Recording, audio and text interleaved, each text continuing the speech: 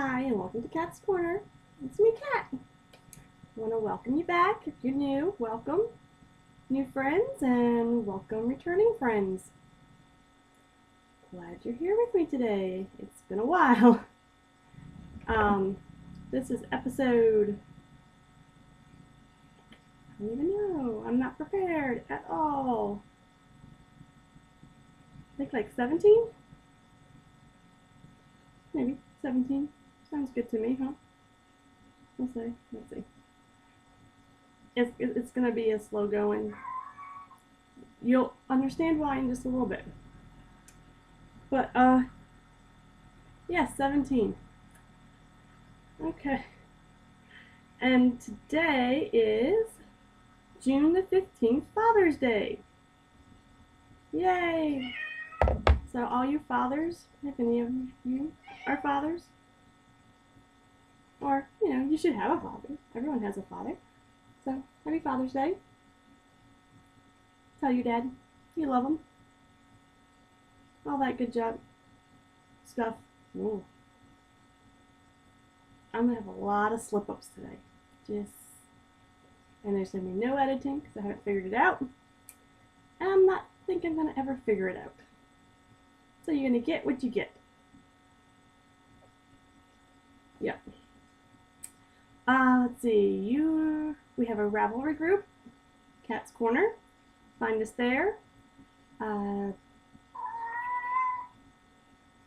my cat's being very loud today. What did I say? Oh yeah, we have a Ravelry group. You can find us on Ravelry as Cat's Corner. And, go there for random chit chat, which is not a lot. I'm not a very good typing poster person thing, yeah. But we have a craft along going on for the Cosmos. It ends the end of this month. And so any project that you've crafted on, I think we started, what is it, April 1st? I think I did 3 months. So I think it was April 1st to the end of June. I'm going to close the thread probably first thing July 1st. So, give you a little bit extra chance to get some stuff in there last minute. There will be a prize. I'm going to have to adjust the price slightly because of some stuff I'm going to discuss later in a little bit. I was going to do a $10 pattern and some goodies from Louisiana. Well, now it's going to be either a $10 pattern of your choice, or you can pick some goodies from Louisiana. So you can get the choice. My cat is really loud. And it's basically anything to do with the Cosmos, anything that you can even halfway relate to it. It's good. I use blue because it reminds me of the sky. There you go. You can enter. We have, I think, about maybe 6 to 10 entries, I think. So you stand a good chance of getting it. The prize.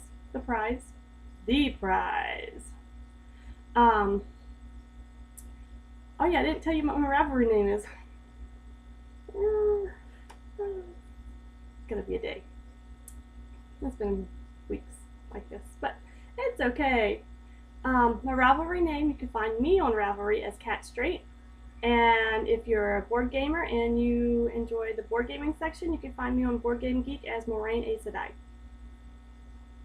There probably will not be show notes. So I just don't have time anymore, it seems like. Just one reason why it's been so long since I've recorded. So, what's been going on in my life? Would you like to know? Why you haven't seen me in forever? I am super tired all the time. We started transitioning Linus to the toddler bed, which in and of itself is exhausting. And then you put that, let me go close the door.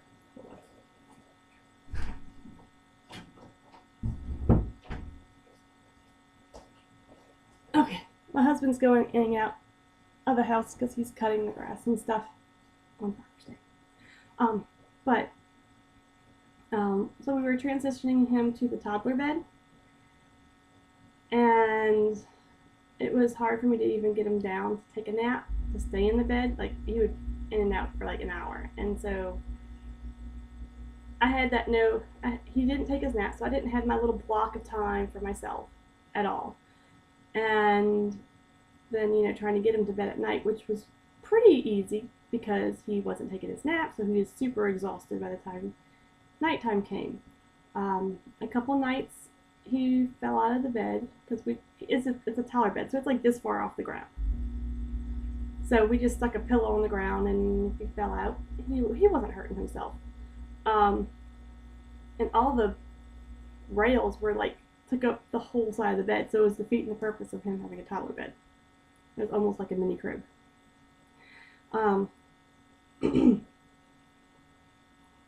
So a couple nights he fell out of the bed, and we just picked him up and put him back in. I don't even think he woke up. And one night he woke up, and that was, yeah, in and out, not wanting to stay in bed. It took us about an hour before we finally got him back into bed. So, needless to say, we were super tired. Plus him not taking his nap, and but it seems like he's taking his naps again. So that's good. But now when he's taking his naps, I'm taking naps. And by 7 o'clock at night, I am ready to go to bed. And why, may you ask? Am I so tired? Do you see that? That's another little peanut thing. We are now 8 weeks pregnant. So, I am super exhausted running after him all day, and then we were trying to switch into the toddler bed, plus being in the first trimester, which is already being, yeah. I don't remember being this tired with him, with Linus, but it could be because it was just me by myself at the house. So if I was tired, I could just lay down and relax. Whereas now I'm just go the whole day. So by 7 o'clock, I'm ready to go crawl in bed and sleep. And I like literally have to force myself to stay awake until like at least 8 or 9 o'clock.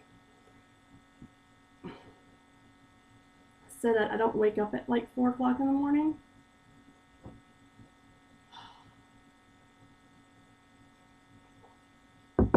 So we've been having a lot of changes that we're trying to get used to. Thinking about, okay, well, how are we going to do the kids? Where are we going to put the new one? So what we're going to do is eventually, now that we've got Linus sleeping in the toddler bed, we're going to get him a new toddler bed, because the one he has is just like a convertible crib, so that we don't have to buy another crib. And then he'll get a new toddler bed and all that stuff, and they're going to stay in the same room eventually, so that we still have, because where are we going to put all this? This is our third bedroom. Where are we going to put all this stuff?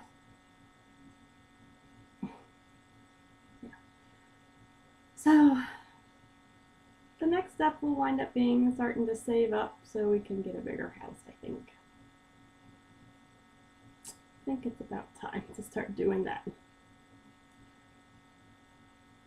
So, yeah. So that's been my life, pretty much. Trying to not fall asleep all day. Which means crafting has not been very big at all. Right? Let's see. It was a couple weeks before I realized that I was pregnant that I kind of stopped getting like the crafting bug. Like, I just don't want to do it at all right now, it seems like. But I did manage before I hit that little spot. Did manage to finish my Mystic Spiral socks. So I have 2 of them. One is a little looser than the other because I tried to loosen up. The first one I did, it was a little tight around my calf area. So I tried to loosen up my my knitting. I tried to get a little bit looser gauge. And now this one feels like it's a little too loose, so I got it a little, I did it a little too loose. So I'll be playing with it eventually whenever I start wanting to knit and craft again, apparently. But I love them. They're great. I used size 1s, Addi Sock Rockets. Magic looped them. Toe up. The yarn is Vice Yarns, Blurred Lines.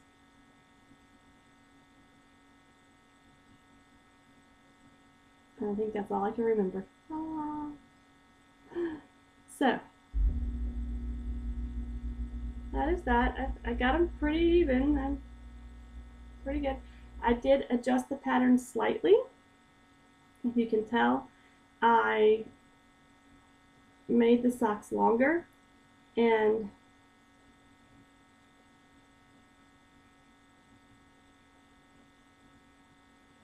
added an extra, you see, you're only supposed to do one diagonal. I added an extra diagonal up here so I can use as much of the yarn as I could. So that's those. My other fidgets, excuse me, for some reason whenever I'm pregnant, I seem to have a constant postnasal drip. And all my allergy medicine and everything, it's just always there. So if I start coughing, just pardon me. So the other thing I did right before, I literally lost my my Crafting Mojo stuff right after I finished this project. Which this one only took me 2 days. It is, which it probably would have taken me a lot less time if I wasn't working on it while I was trying to watch Linus and all that stuff. But it's the Butterfly Wrap by Erica and Monica Simmons. And I'm going to have to, it's like, ta-da, ta-da, ta-da. So what it is it's crocheted. I used the recommended hook size, which I don't even remember what it was now. I think it was like maybe a J or a K. But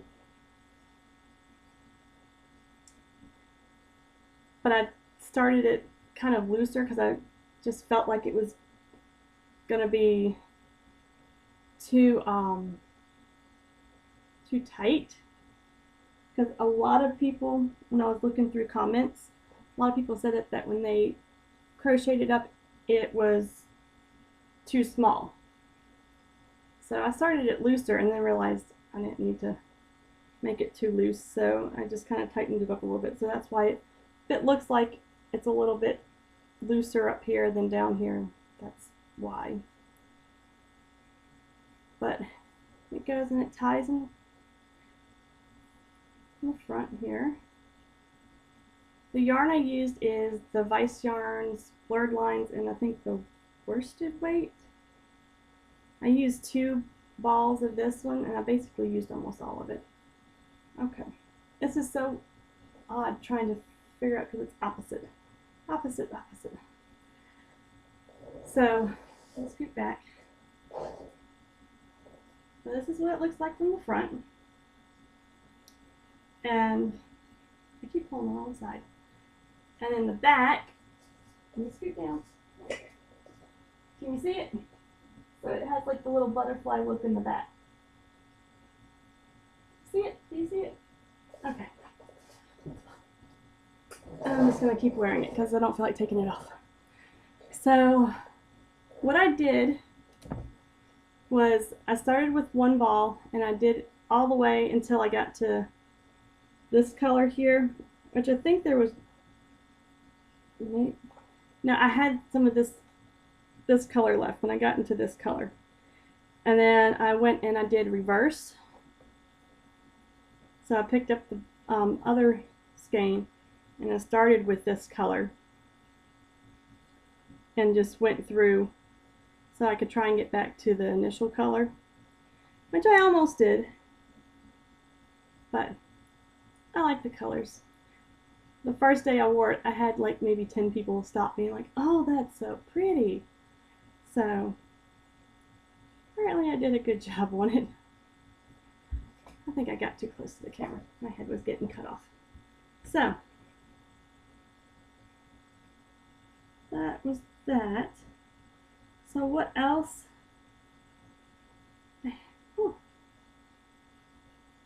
Am I working on? I worked, once I stopped getting the crafting bag, I still was trying to force myself to do something. A little bit of something. So I worked some on my Steggy by Julia Farewell Clay.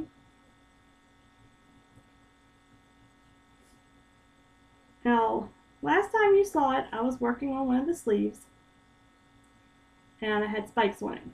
Well, I had, I think, maybe 2 spikes, one of each color. I completely ripped it out. I was not enjoying doing the intarsia on the edges at all. So I picked up the sleeve and I started doing it in the round. I ripped back down to the cuff and just picked up the green and started doing it in the round. So I have ChiaoGoo's, what size am I using? I don't even remember. Oh my goodness. 8s, size 8s, and they're a 9-inch circular. So I'm almost done with up to the sleeve cap.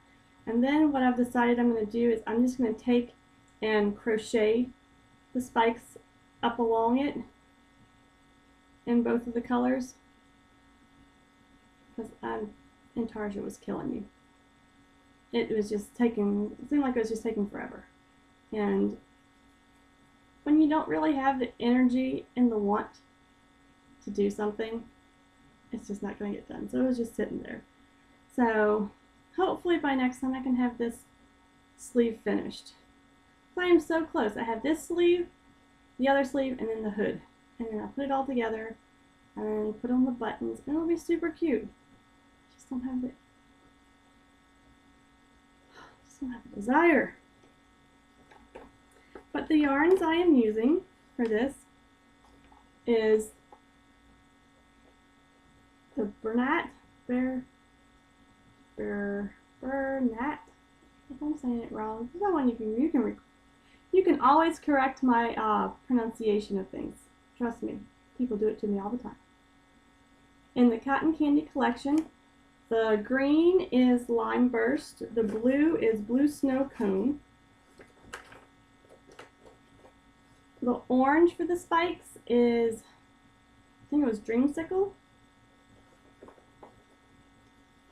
And the yellow is Lemon Drop, I think. So hopefully I can work on this again if I get some energy.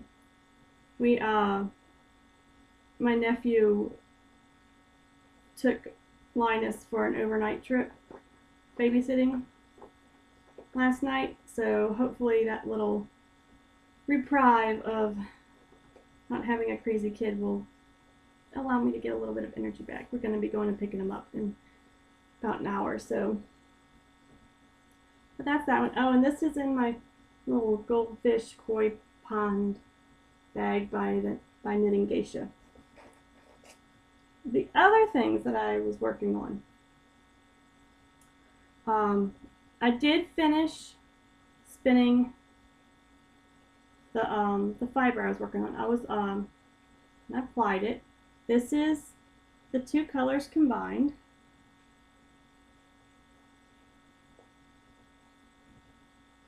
And I did pretty well. It's almost, in some places I have it as a fingering weight. In other places it's more of a, it's called a DK weight maybe. My brain's really just not working today. But I got about 160 yards of the 2-ply. And then I attempted to chain ply the rest of the light green color. So I wound up with about maybe 30 to 40 yards of it. And this is my attempt at chain plying. I think it came out pretty good. I like how it looks, definitely. It's like looks nice and tight, and but it was kind of weird trying to figure out how to do it on the drop spindle and get the motion down. That's going to take some practice. But I do like how it worked. And so I have a 2-ply and a 3-ply. And I started working on something. I pretty much finished this shortly after I finished plying all this, shortly after I found out I was pregnant.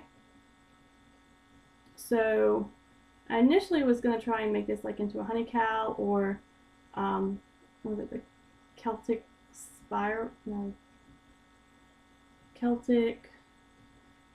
One of the shells by Josh Ricks. It's Celtic something. But of course, neither of those projects I had enough money. I didn't make it, not enough. So then I started thinking, well, maybe I can make a hat for myself. Then I found out I was pregnant, and I was like, oh, well, let me make a baby hat instead. So this has been about 3 weeks' work. You will see how much energy and want I have in trying to actually make any sort of crafting thing if I've been working on one baby hat for 3 weeks. This is as far as I've gotten. So what this project is, I don't even know if I started it on my thing. Yeah, I did. Just didn't name it yet. This is the Little Scallops by Maria Carlander. And so it's got like this little ripple look to it. And so now I just got to get to the decreases and decrease. That's basically it. I'm using size 2 Abby Sock Rockets, I think, and magic looping it. And since the pattern is actually for, I think maybe a, what is this, sport? Yeah, the pattern calls for a sport weight, and I don't think I actually spun sport weight. I mean, I might have some areas of sport, I don't know. And I didn't have the recommended needle size, which was a 2.5. I had 2s. I wasn't about to go to the store, just because. So instead of doing the newborn size, I'm doing the 3 to 4 year size, which I think is still going to fit because the color work stuff, I'm not very good at that sort of stuff yet still, so I don't know if I got it quite loose enough. It's pretty loose, but you know, the new baby will eventually get it whenever it fits it. So that's what I've been working on for 3 weeks. This and a little bit of the Steggy I've done.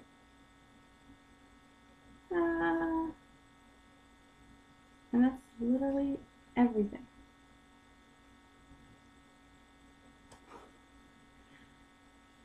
Wish I could get my energy back up so I can start working on things more, actually wanting to work on things. Right now, I just want to sit and do absolutely nothing.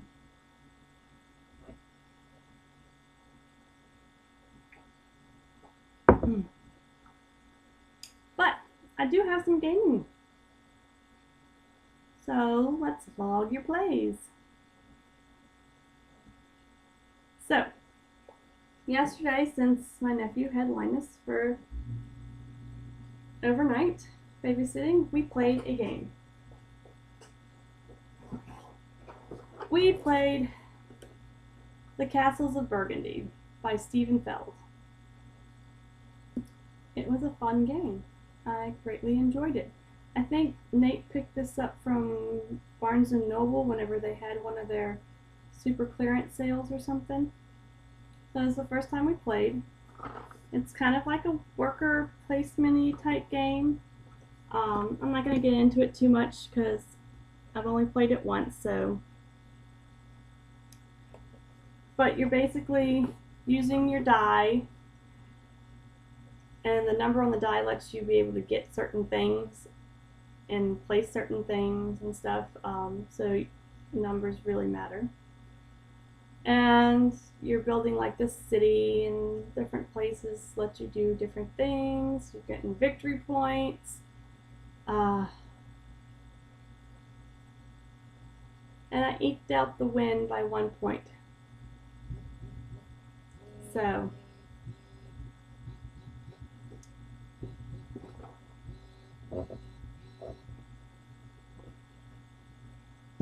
that was fun.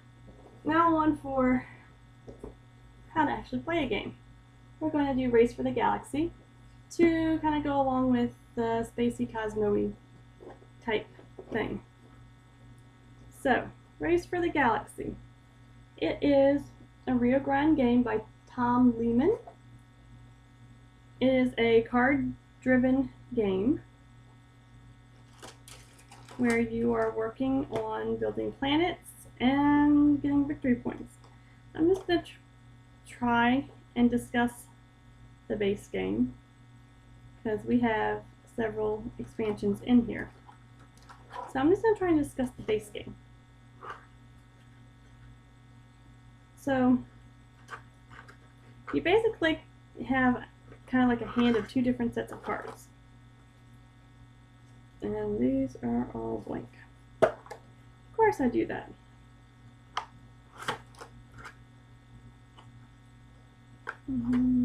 This one? No. Boop, boop, boop, boop, boop. Excuse me while I fiddle with trying to get things. Okay. What is this? No. No. Where are the things? Oh.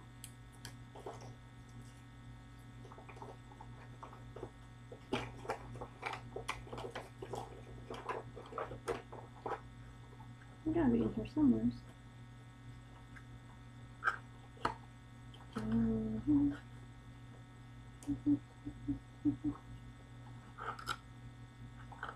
Oh. Okay. So,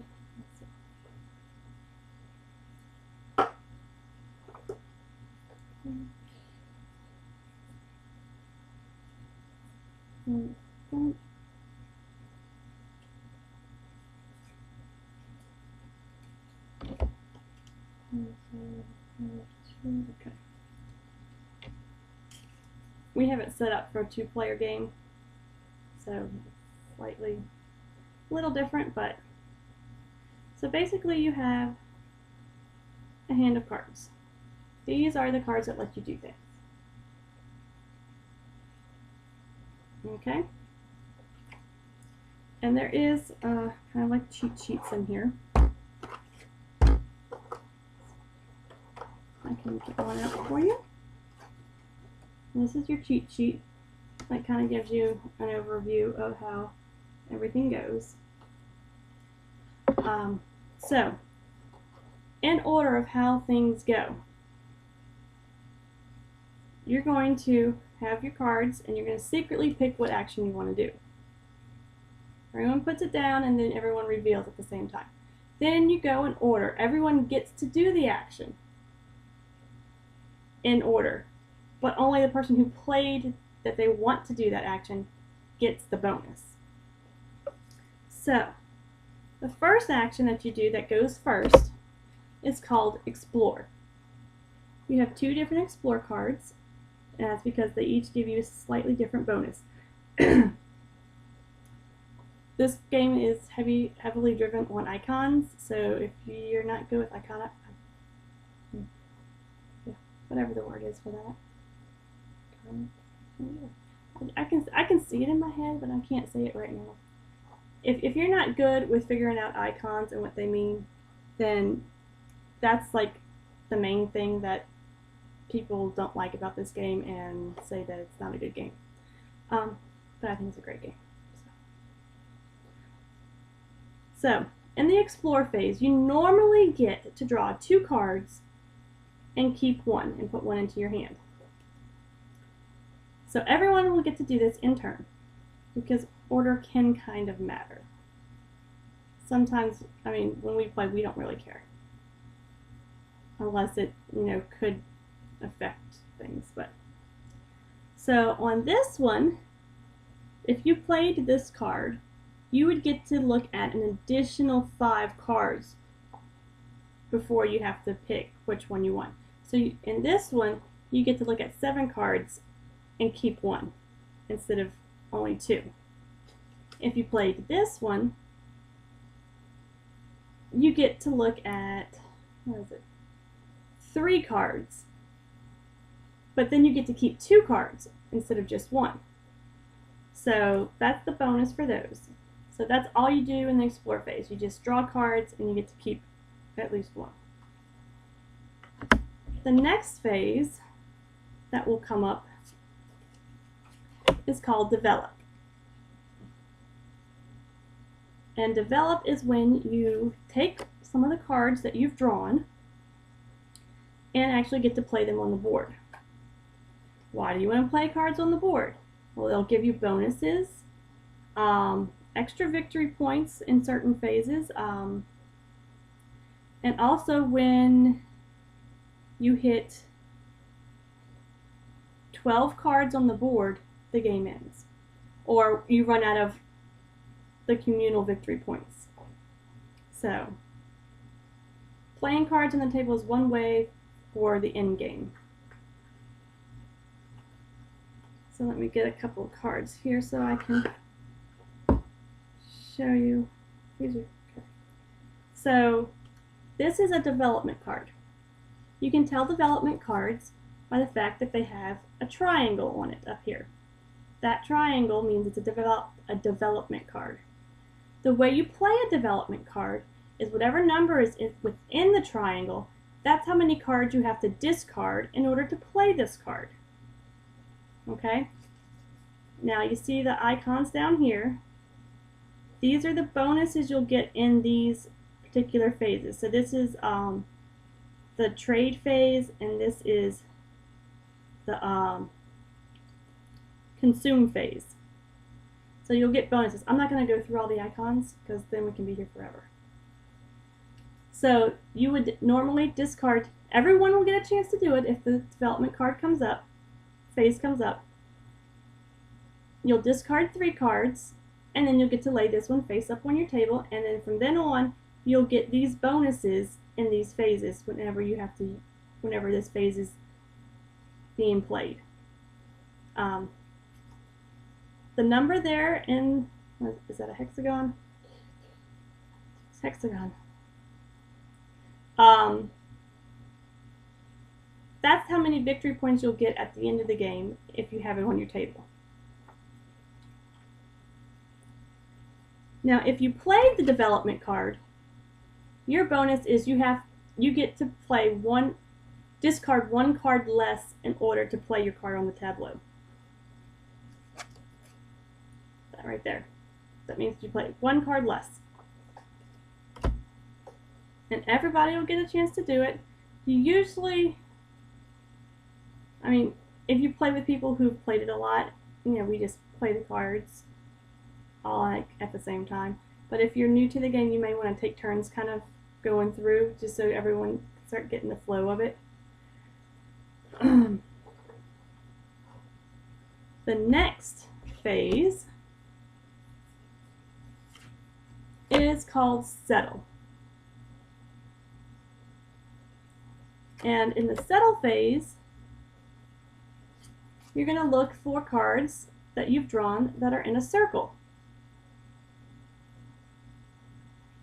The number within the circle is how many cards you have to discard in order to play that card.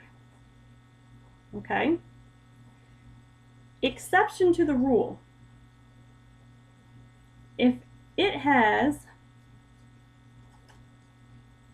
a red border, that means it's a military world.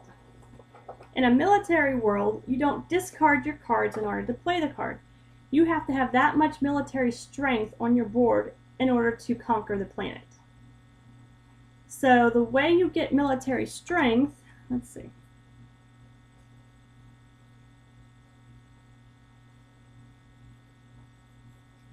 See if I can find one. Here we go. And they're on planets and on developments. You see that's in the settle phase, phase 3. You have +2 military. So all you have to do is have this card on your board and you have 2 military. Which means any military planet that requires 2 or less military, you can play. And they all add up. So if you're wanting to play this card, you have to have 5 military strength. So,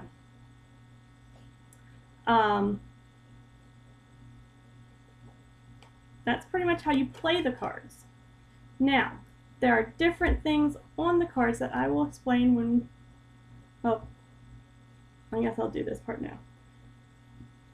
This has a halo around it. That means it's going to get a good immediately. So when you play this card on your tableau, you're going to immediately take a card from the draw deck and place it face down, under it, on top of it, whatever, however you do it. I put it underneath.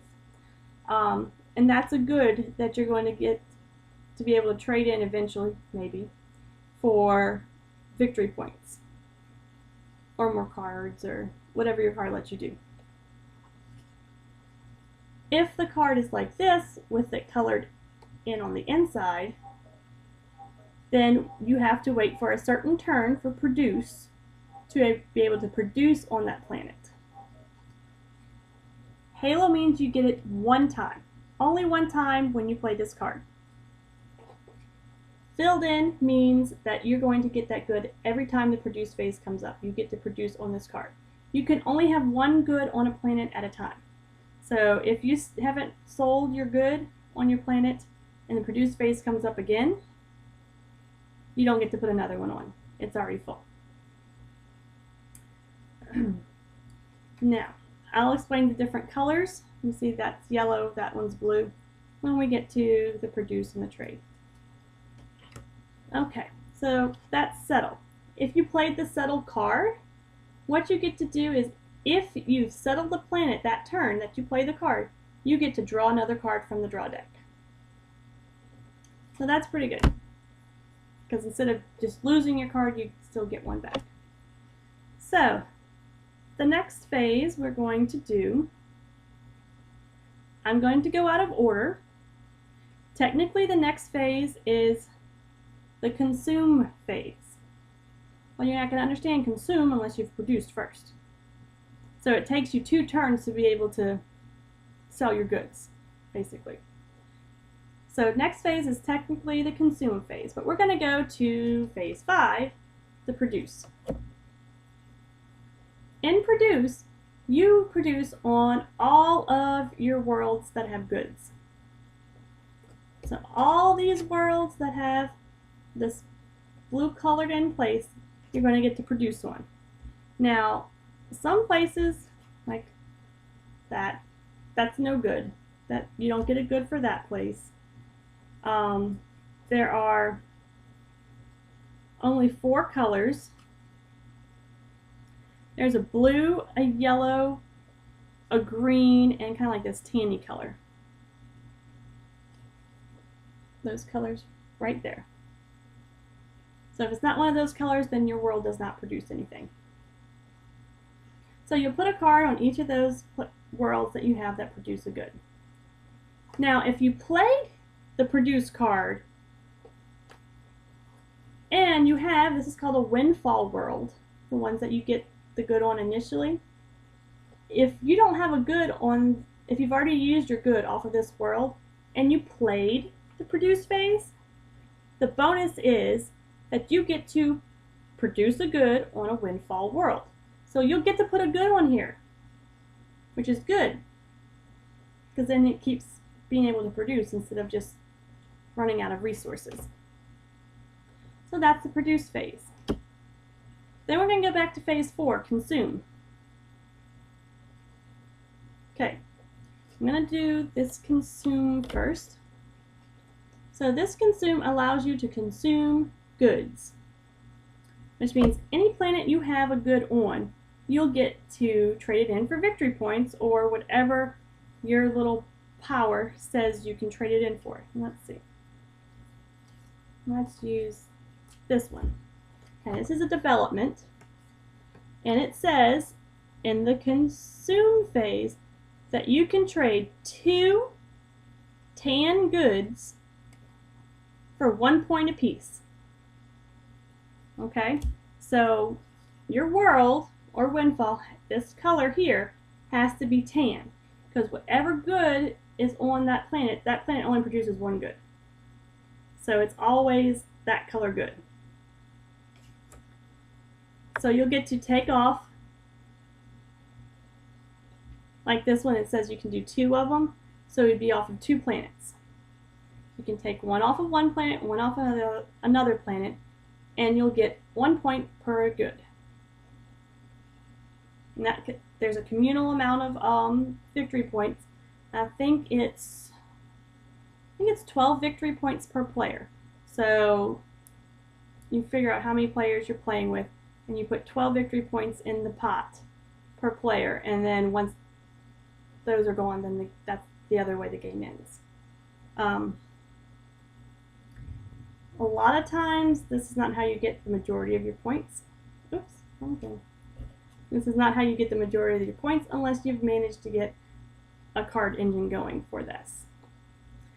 If you picked this one that says the consume 2 times victory points, all your victory points that you get that round, you get to double. So if I turned in 1 good for 1 victory point, I technically get 2 victory points. If I turned in 3 goods for 3 victory points, I'll get 6 victory points from the pile. So that's good. So if you have a lot of things that are going to give you a lot of victory points, this is usually the better card to do, because you'll get more victory points in the long run. There are ones that will, instead of giving you victory points for your goods, you'll get, like this one, you'll get a card. Wait, that's for, nope, wrong phase in that one. Which I'm not going to see any right now because I'm discussing it. So here we go. This one you can turn in any good for a card. So, I mean, at least you're getting something, and cards are, you know, kind of like your everything. So, that's that. Now, if you do the consume trade card, only the person who plays the consume trade card gets to do the trade action. The trade action is denoted by the little money symbol there. And you get to, based off of this thing right here, if you turn in a blue good, you get to get 2 cards. Brown good, 3. Green card, 4. Yellow card, 5. And there are modifiers that can up the amount of cards you get. So this is if you want to get cards from your thing, and you have really no other way to use your goods on your planet. Then after the trade phase, then everyone gets to consume. And everyone plays a card. You go through all the phases that someone's played a card in. So you may skip the Explore phase one round because no one played Explore. Maybe no one wanted to consume or produce, and everyone's playing Settle and Develop, so you may just get to Settle and Develop. You don't get to do it per card a person plays. As long as one person plays a card, that round gets played one time for everybody. Hope that makes sense. Once all the victory points from the middle are extinguished, the game ends.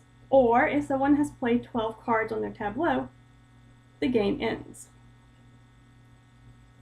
I think that might be pretty much it. The main thing is the icons, which a lot of them on the board here, it'll explain a lot of them.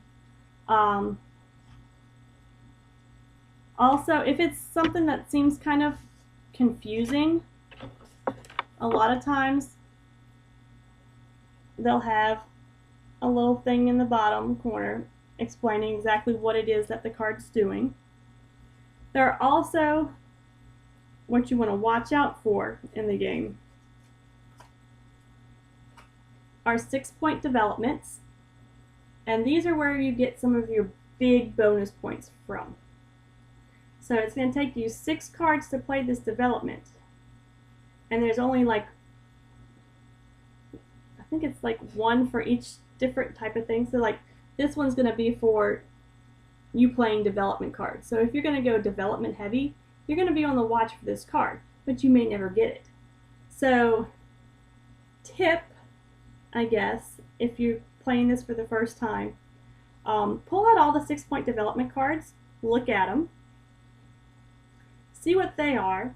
They're usually for developments for the different worlds that you settle: alien, genomes, novelty trade, for your victory point chips that you've accumulated during the game, military worlds, military. But they give you different bonus points. Like this one gives you 2 bonus points for each 6-point development, 6 cost development that you've played, and then 1 extra point for each other development.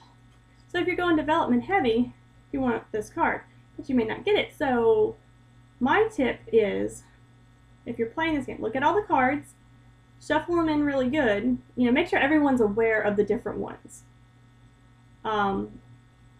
If you're all new players, it may not matter to you, but it could give you a little boost if you know what the cards are in advance, because then you kind of know how to try and combo the cards, which is another big thing. But when you get a 6 development card, I don't usually tend to discard it for any reason unless I know that that's not the strategy I'm going with,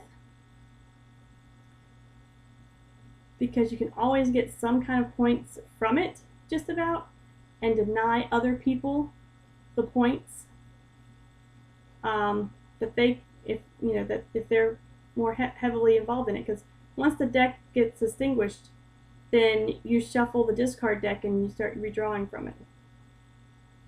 So if you get a 6-point development early in the game, like as one of your first couple draws, use that and go off of that to try and hold that 6th development and try and work towards getting that goal that it requires of you.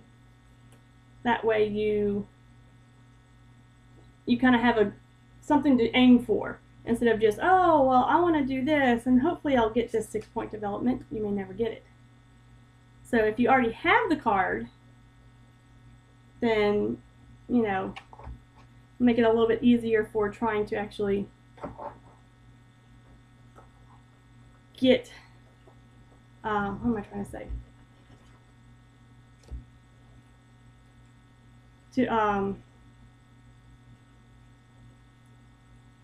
get the most points from that 6-point development, I guess is what I'm trying to say. And there are some really great expansions for the game. So if y'all are halfway interested and actually enjoy the base game, get a good amount of play in the base game first though, because it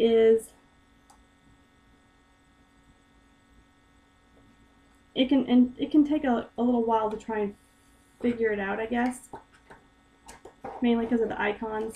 The first couple times we played, we had to, constantly like, what does this icon mean? What does this icon mean? And constantly looking it up.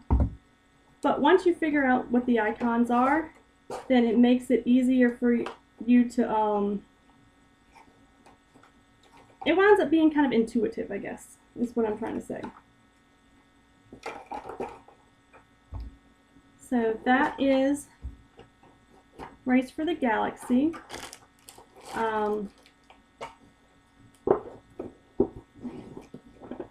It is 2 to 4 players. There is expansions that will allow it to get up to 6 players. And it says it takes 30 to 60 minutes. I don't think I've had a game go over an hour, unless you have like 6 players and you have someone who may sit there and think a while. Usually, like, if it's just me and Nate, like, we get through a game like 10-20 minutes. Like, it's just boom, boom, boom. If you have more players, I can see it running closer to an hour. But even when we played like with maybe 4 or 5 people, I think we still get it between like no longer than, maybe just a little bit longer than 30 minutes. So, fun. If you can catch on to the icons, that's the big trick. But it's a really great game. And so that is all I have for you today. I hope you enjoyed. And maybe next time, I probably won't record next week. I'll probably be every couple weeks now, because I haven't been doing much crafting. So hopefully the next time I'll actually have something finished. So, bye.